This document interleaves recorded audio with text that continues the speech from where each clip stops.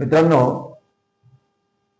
आपल्या जिल्ह्यामध्ये न भूतो इतका पाऊस आजतागायत पडलेला आहे. अजूनही प्रचंड पाऊस पडत असून भविष्यात 8 दिवस आणखी पाऊस पडण्याची दाट शक्यता आहे. कन्नड येथे शिवना टाकळी धरणातनं ऑलरेडी शिवना धरणाला पूर आल्यागत स्थिती असूनही ते दरवाजे खोलावे लागते. माझी विनंती आहे सर्वांना की शिवनाच्या सर्व किनाऱ्यावरील आज जे पाणी वाहतंय पुराचं, तिथून किमान 100 ते 200 मीटर आपण दूर जावं.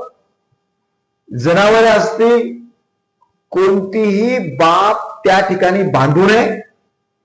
दर ठिकाणी पावसामुळे खड्डे पडलेले आहेत. तसेच प्रत्येक पुलावर सुद्धा कुणीही जाण्याची हिंमत करू नये. त्या ठिकाणी सुद्धा खड्डे मोठे मोठे पडलेले आहेत.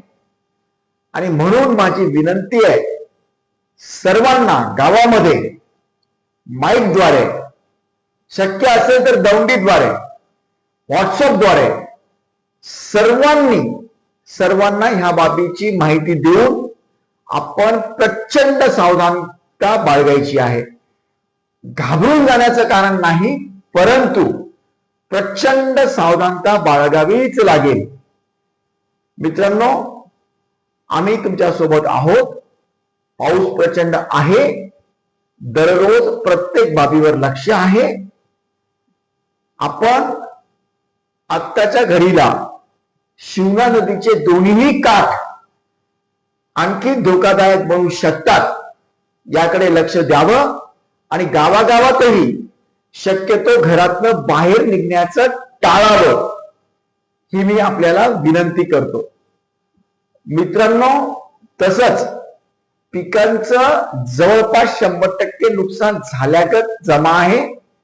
त्यावर ड्रोनद्वारे, पाहणीद्वारे पंचनाम्याची प्रक्रिया सुद्धा चालू आहे.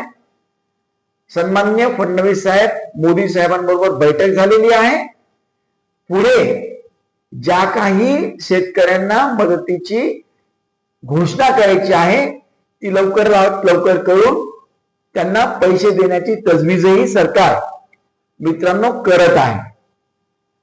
अगदी न आलेलं संकट आपल्यावर सध्या आलेलं आहे. सर्वांनी अलर्ट राहावे, पण घाबरून जाऊ नये.